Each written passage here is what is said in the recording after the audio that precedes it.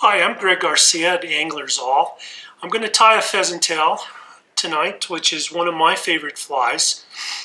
What's really neat about this fly is that you can tie it in really small sizes. It's worked great for little beta snips. Tie it a little bit bigger in 16s and it would replicate a great PMD. And then you can even take it up a little bit bigger from there. But first, let me talk a little bit about materials. I like to use, of course, some pheasant tails. It's going to be the main part of the body. And when I pick my tails, I go through the packages and I make sure that I find some that are a little bit on the dark side, especially on this back side. Otherwise, I think these look a little bit too light, and I like my pheasant tails a little bit on the dark side. And then for the thorax, we're going to be using peacock curl, of course. I'm going to use the center of the eye just so that this fly will be a little bit in better proportion. So as you can see, I've cut several flies or tied several flies, and I've cut this curl out right of the center of the eye. And that way we have all these little small hurl that will match the actual proportions if you're tying this in like size 18s or even 16s on down. And then some fine wire. The copper wire is good. The next material I will use is some Vivas 14-aught. Get this here, show you some 14-aught, 16-aught thread. You could also use unithread in this rusty brown color. And I use rusty brown color too, is if you look at a lot of the beta snips that the fish have eaten, you'll notice that many of them have a very red, bulbous eyes, and usually that is going to tell you that those are the male nymphs, and the majority of the flies in the fish's mouth, in their throat, if you do a stomach pump, will be those little red-eyed ones. So the next time you do that, take a little bit closer look. So let's tie this. Starting off with a Tiemco 100. This is a size 18. You could also use this Tiemco 100 SPBL or the equivalent. I'm going to attach my thread right about, maybe about 75% point on this hook.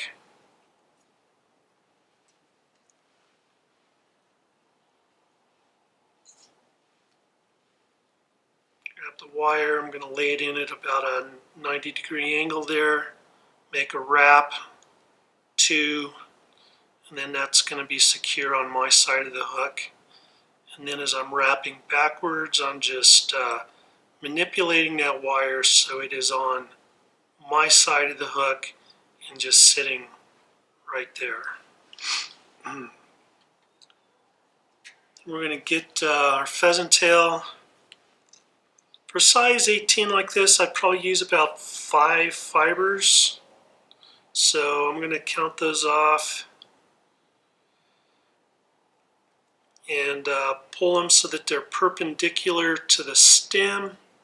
And then if I pull the stem, all those tips will remain even.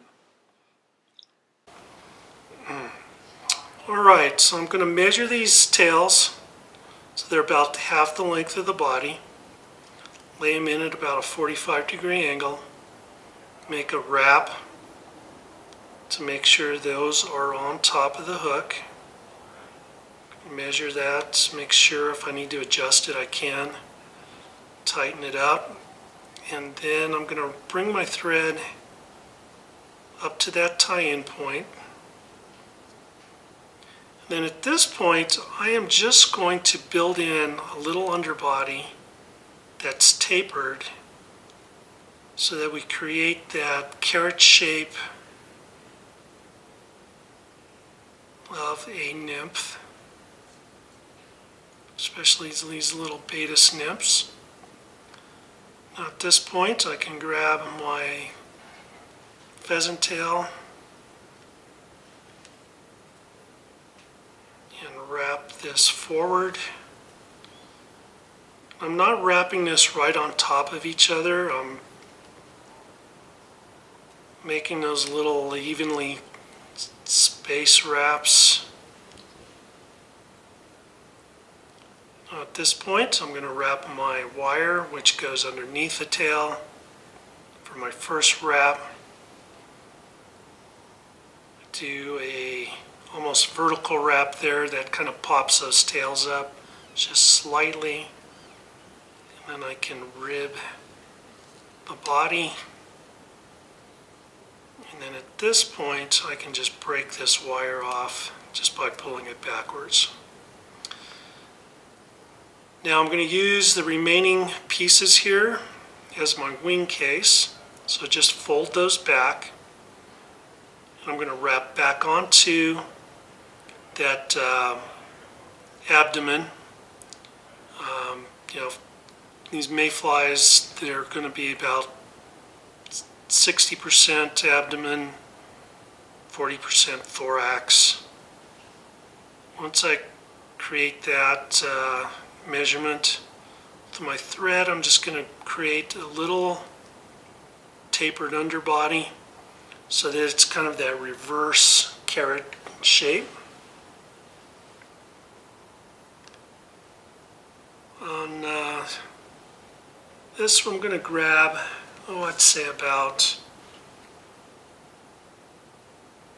6 of these. We'll probably lose 1 or 2.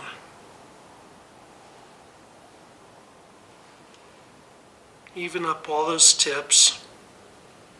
And then at this point I can just do a little soft wrap to trap that and then pull it back so that it's even with my last wrap up to the eye. Come back to the back of the wing case and then back forward. Then I'm going to wrap my peacock curl, take about 3-4 wraps if that. There's 3.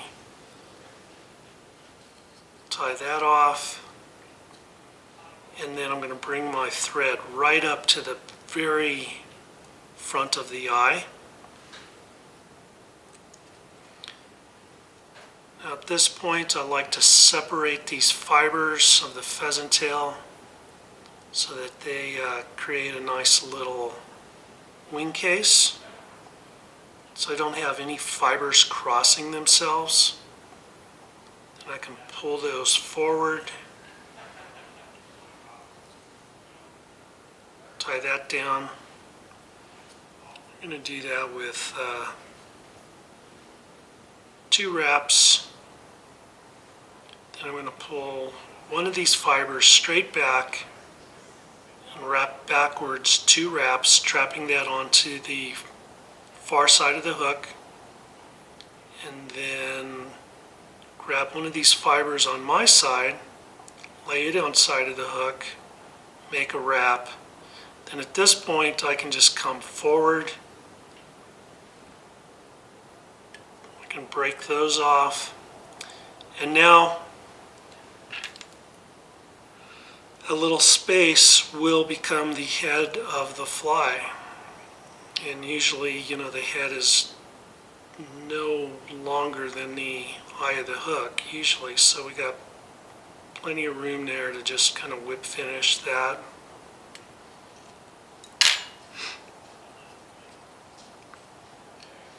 Make sure it's nice and tight. Then I can come in here and cut off both of those legs. Right at the same time, I like to cut these about the length of the thorax, maybe just a pinch longer. And then there is our nice, slender pheasant tail. Straighten this up in the vise a little bit. There you go. Thank you for watching.